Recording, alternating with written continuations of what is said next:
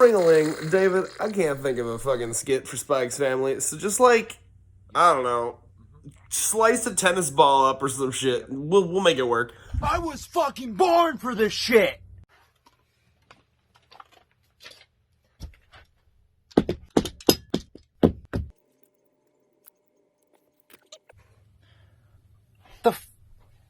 The fuck? What the fuck is this? Ah, Kiza! What? Spike's family. Whoa! I was not expecting an epilogue chapter for this arc, but I'm kind of down for it. So good. It's so good. I'm gonna jump immediately to what we need to talk to. Jesus, these are two strong women, and I'm living for it. Please, both of you. Now, quick question, David. Have you seen Amazon Prime The Boys? I have read the comic. I have not watched the TV show. Okay, well, I don't know what goes down in the comic, but there's a super woman having sex with a normal guy, and she's so strong, she literally, well, forcing him to eat her pussy, she quite literally crushes his head with her thighs. That's how I want to die. Yeah, no, it's actually quite horrific. Like it was the first time, and I am bringing this will tie in, I promise. But like it's one of the first times I've seen a scene where I was both scared and horny at the same time. Like it's a very strange mixture of feelings, because like the girl's coming her brains out, and like she like climaxes as the head explodes under her. So she's just sitting in a pile of like brain and blood and viscera as she's like just coming, and I'm like, what the fuck? I felt a kink I didn't know I had. Oh, no, not me. Maybe her. All this to say, Yora could 100% do that. Yeah. And that scares me. Yeah. Yeah. Women out there, when we say please crush our head with your thighs, we don't literally mean like to death. We mean like some of us do. No. You're lying. Trust me, watch this scene in that it's horrific. I saw it in the comic, but holy fucking shit, dude. But live action with how good their fucking gore is now. Oh my god, that shit was like imagine like she got a little bit of like brain in her pussy too. Brain in her pussy. That's some words in a sentence I didn't think would ever be on this. Oh, who the fuck am I kidding? We were the channel that made Cumwall and Clip Bullet. Mm-hmm. Yeah, from the makers of Cumwall and Clip Bullet, come brain pussy. Anyway, seriously though, beyond all watch that, the boys, read the boys, and also your crush me. Seriously, like her fucking first of all, like slicing this tennis ball. She's so, like, I need fucking versus battles, like straight up. I want a clock on that. Like how? Because tennis rackets, like the little thingies, they're not sharp, my guy. Like so. No. In order to do this, like I need the stats on this, and I think my favorite part is when she holds back to hit the ball. It's literally like it's like ripping the ground up from underneath of it, and Nightfall comments, this is faster than sound. It's like breaking the sound barrier, and that if she doesn't dodge it or hit it, it will kill her. Yeah. There's one thing that makes this significantly better. From Yora's perspective, Yor has no idea that this is a random spy lady. You know what I mean? Yor has no idea that this is like a top tier spy. She just thinks it's a random coworker of Lloyd's.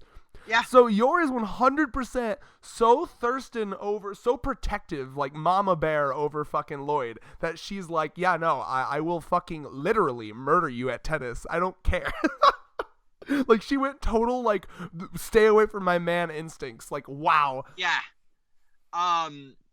Mama Bear got claws, and she will rip you to shreds with a goddamn tennis bullet.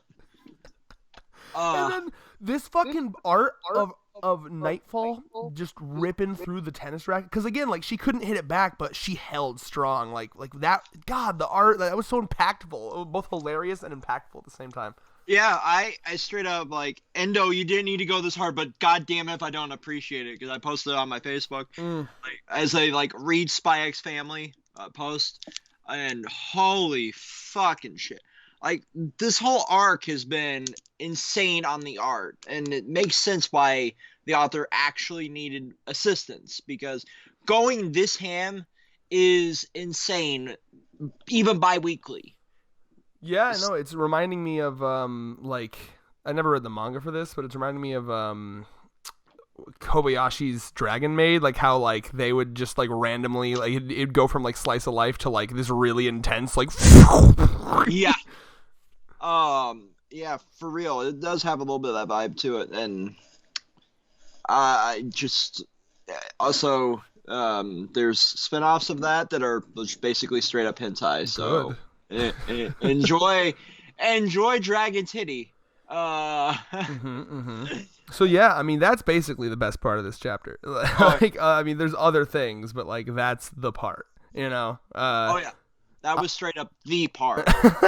Anya fucking hit a bunch of home runs in tennis. Good for her. If I ever have a daughter, I want an Anya. Yeah, me too. I've often said that I would want to have kids if they were like how they were in anime, but they're not. Like look at Gon, like Gon from Hunter x Hunter. Although he does get psychopathic towards the end, but like that's because the world fucked him. Yeah, one could argue. I don't know.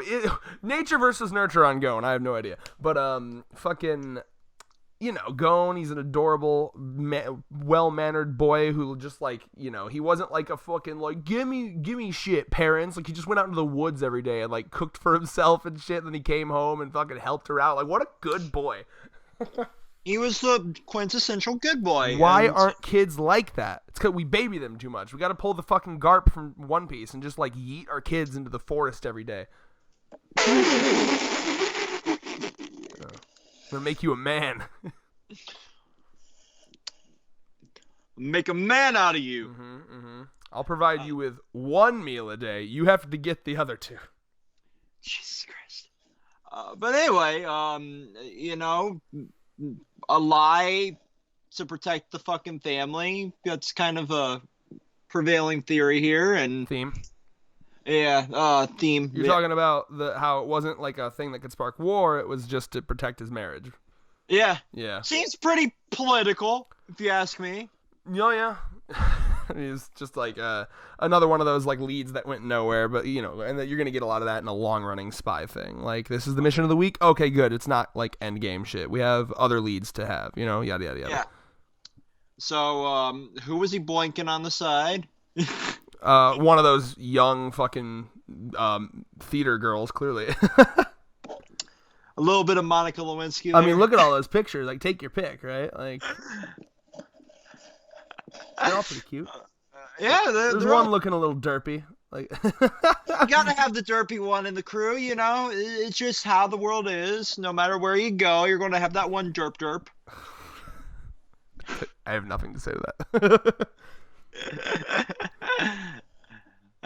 Go ahead and cancel the internet for saying that. God. Now, what's interesting too is I don't know if this is indicative of something, but like the final page here, like Yora is looking very like, I don't know, thoughtful. Like she's really thinking, you know. Like I wonder if she's like, it just gives me the face she has, her body language, the way she's sitting. Like she seems like she's in deep thought about something, you know. Yeah, I wonder what that thinking is, because she might be slowly unraveling the fact that maybe Twilight's not all he's saying he is, and either that or it's like maybe she wants to actually confront like her legit feelings and like, you know, make it, because I mean like there's a scene here where after she beats her and Dennis, she's like, I beat her, and he's like, yes, congratulations, I beat her. He's like, yes, you beat her, Yor. Yes. Now mount like, me, goddammit. She's clearly like, yeah, there's something going on there, clearly. So like I hope that comes to a head at some point. Like I want to see, because I think there's this weird situation here, and I kind of relate. You know, I've been in you know, that like middle zone where you're like friends with someone, and you might escalate it to a relationship, but you don't know. You know what I mean? Oh yeah, for real. Yeah. It's like that's I feel like you're, you know, like she's in this weird situation where yes, on paper we're married, but it's probably always in the back of her head, like, this is just a fraud. This is just for show. But I want it to be something more than that, you know? Yeah, it definitely. And see, that's the one thing that I've always wanted from this manga since, you started seeing these little flashes in the pan, like, okay, that look there, that's that come here, honey look, and then this And them's be the bedroom eyes. And those are the, like, okay, now come eat this pussy. Stop. Bet you could have just said bedroom eyes. I mean, tell me I'm wrong. Part of me wishes, I wish that you were exactly the same person, like exactly the same as you were, except you were just a girl. Like, one, the channel really interesting, and like that's the big one, right? Like, I would really enjoy the exact same jokes you were telling, but you're like a femoid. So confirmed, Red would fuck me if I was a woman. No, like, because we have that rule: don't stick your dick in crazy. And I am crazy. I just feel like, I don't know. I feel like that'd be a bad idea. But no, mostly just because, like, there's nothing hotter. Like, we y'all know, there's nothing hotter than a woman that can make, like, dirty sex jokes. And, like, I feel like that would just be that'd be good for, also, like, the channel, the views, the optics on that. Come on now. So you'd have Yoners, but not a VR tuber. Oh, dude. First of all, that's the next. All right, whenever we get a Patreon, that's our goal, to get us all fucking, like, that's how we're gonna do our reviews. We're all gonna get our little, like, VTuber avatars. Just a fucking gremlin over there. I'm genuinely okay with this. I want a VTuber avatar. Make me my anime boy. David can be whatever the fuck concoction he wants to be. Just an androgynous gremlin. An absolute. I want a femboy goblin. Yeah. No, gremlin. You're right. Gremlin's better than goblin. So anyway, wrapping this up, because there's not a whole hell of a lot else to talk about. Yeah. So like I said, someone do the math. How much to cut a tennis ball up like that? David, buy an extra tennis ball so we can slice it up for the skit for this video. I've still got like 2. Sweet. All right. You go ahead and slice up that tennis ball and do something with that. Now I want to like try to recreate this in film. Like, you go to hit it, and then, like, we just drop the tennis ball pieces, like, in slow-mo. See, all these skits are great, like, direction practice for me.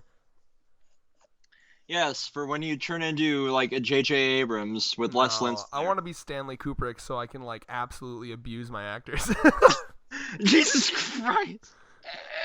Go down that set of stairs 127 times, you fuck. I didn't like your foot movement there.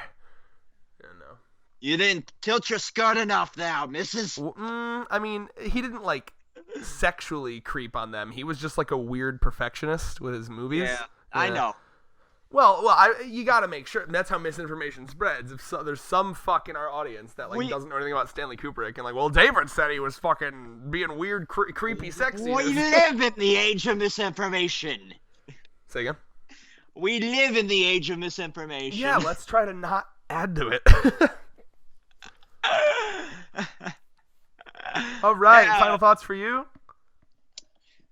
I want, like, a 0.1 chapter where they're just in the bedroom, like, honey, where is my super suit? Honey, why don't you make sweet love to me by the fire? We've discussed this before, and I agree, but, like, we can't be thirsting every review. Like, I don't know. I want what I've always said I wanted, which is implied sex. That's the best you can get in a series like this. Like, imply it, and then let Dojin people take it from there, or like fanfics. You know, if I was an author, I'm gonna come out and say it. Although I don't know if they're allowed to, because the IP is probably owned by Shonen, or whatever magazine this is in. But, like, if I was an author and I was allowed to, I would, like, write what I was able to in the magazine, and then be like, and then I put it in the author comments, like, go over here for the unrated version. Because where it's 13 pages of moans. You want the canonical. Like, every time you read a fanfic, like, you always know in your head, like, yeah, but the author didn't write this sex scene. Only the author truly knows the exact face that Yora would make when she's just, like, fucking climaxing. You know what I mean? Because the author created her. Oh, Like, remember when in Bleach we got canonical Rukia ass? yes. Like, I was so excited about that because, like, up until then, every bare ass shot of Rukia was a fan interpretation. And then Kubo came in, parted the fucking clouds, and descended from heaven, and he was like, hey guys, canonical bare Rukia ass, here it is. And that's the sound Red made that night. Yeah, and then and I always propose that any hentai from henceforth should just, like, copy paste that ass onto their Rukia.